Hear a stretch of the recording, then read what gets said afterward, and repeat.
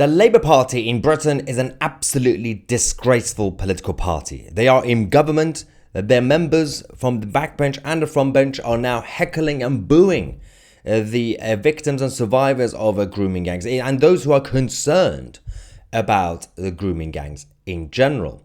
When Chris Philp, a shadow minister from the Conservative frontbench, stood up to make a speech about the grooming gangs and the need for a national inquiry, the reaction from the frontbench and the backbench of the Labour Party was absolutely disgraceful. I'm going to show you the video in a second, but let's not forget about the fact that the Tories are suddenly very, very concerned about this, considering they were in charge for 14 years and they didn't do anything really.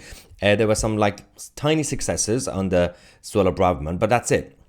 Having said that, it still goes back to the disgusting behaviour from the Labour Party. Watch this. Just say, in that vein, a word on the Prime Minister's comments this morning. It is not far right to stand up for victims of mass rape. And smearing people. Order. It's those concerns. Shadows. Yeah.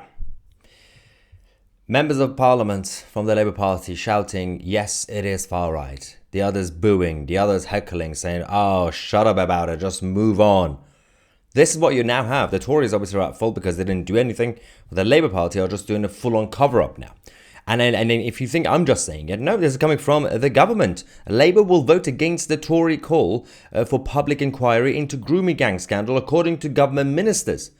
So as you guys know, the Tories have now come out to push for this because they know politically it's in their advantage and interest to do that.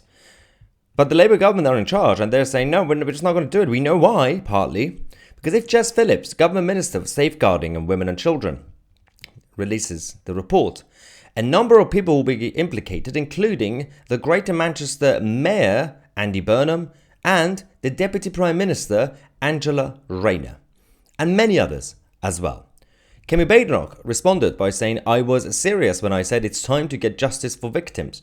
So on Wednesday, Conservatives will put forward an amendment to the Children's Wellbeing Bill to require a full national inquiry into the rape gang's grooming scandal. And she used the R word.